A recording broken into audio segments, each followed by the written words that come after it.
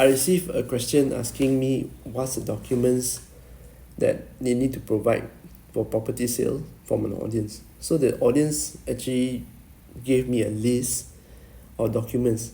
It's like asking me why the buyer actually requests this.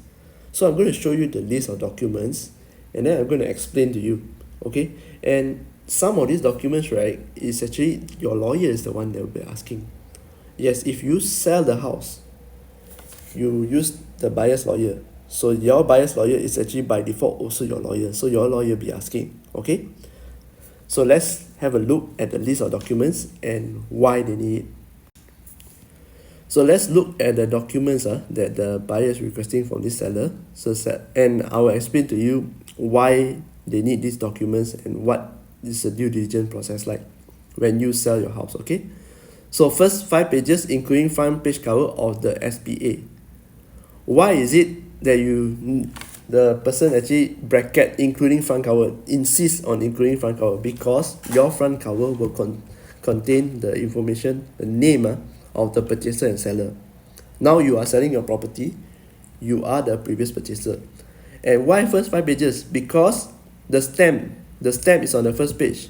The land office stamp is on the first page of the S&P. You need that to verify that it's already stamped, okay?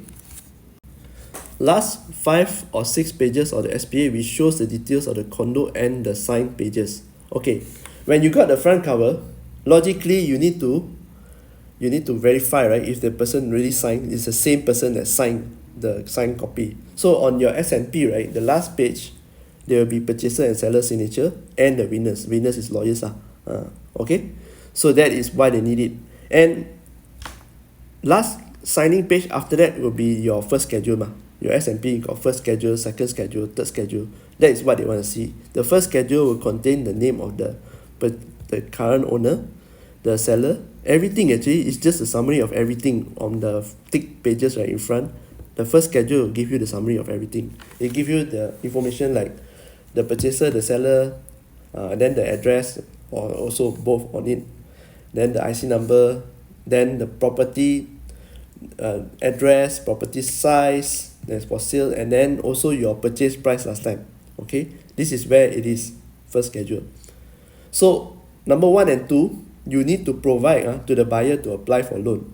Okay, on top of this, the booking form is you use agent. The agent will pass the booking form to the buyer to apply loan. Okay, I assume, right, this property is still under master title because there's no copy of title there. If there is a copy of title, whether it's already transferred to you or not, you need to provide. Let's just say the copy of title, you haven't made a perfection of transfer to you. Your name haven't cut, it's still in developer's name. What you do is that you ask for developer for a copy of title, tell them you want to sell, they will give you a copy of title, you pass to the buyer. Whether can direct transfer or not, that's another story. We're not going to discuss here. Okay. Next is taxes. DPKR Cukai Pintu. Now it's no more Cukai Pintu, it's called Cukai Petak. For all Kuala Lumpur, it's called Cukai Petak. Cukai Tanah. Cukai Tanah is only applicable for landed and individual title. For high rise, we call it Cukai Tanah, Cukai Taksiran. Cukai Tanah usually called as landed but another name is called Cukai Taksiran, assessment fees. And then DPKR Cukai Pintu is called the quit rent. Quit rent. Okay, so why is the buyer requesting this? Because the buyer's lawyer need to see this. The buyer's lawyer, the lawyers on both sides. If you are selling and today you're using the buyer's lawyer, meaning the buyer's lawyer is also representing you. Okay, I know a lot of people actually just use the buyer's lawyer because to save costs. Okay, and actually by right it's not supposed to be you're supposed to appoint your own, and then the buyer is supposed to appoint your own. But normally the scenario, to save costs, the buyer will use the seller will use the buyer's lawyer. So you only deal with one lawyer, and the lawyer's job is to do this due diligence not just on the property ownership but also any outstanding, including taxes and utilities and maintenance fee. Okay, utilities also, I don't understand why the buyer didn't ask for maintenance, because I think this one is the lawyer will ask. straight away ask the seller. So if you appoint your own lawyer, right, or you piggyback on the buyer's lawyer, there's a few more documents that you need to provide extra, which is the utilities, the water bill, the electricity bill. Some of the water bill is under main tab of condo, then it's okay.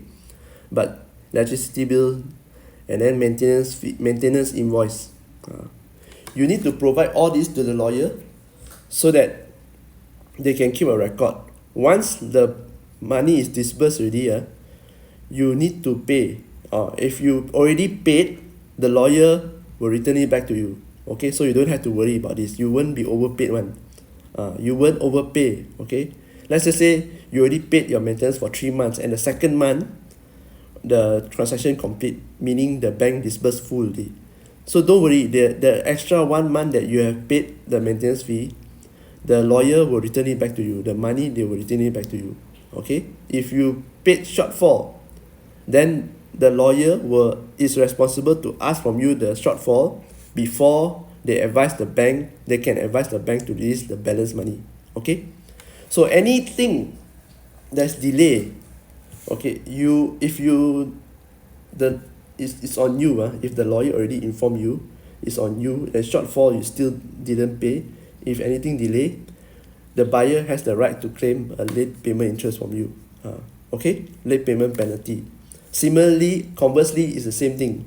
If the buyer at any side delay, or the bank delay, or because of the buyer, you as a seller, you have the right to claim the extra interest, late payment interest. Okay, that's why the +1 is there. The transaction is 3 + 1. That's why that +1 is 4. After that +1, you as a seller, you can abort the deal and actually still penalty the deposit. If you want a 3% deposit, you penalty it.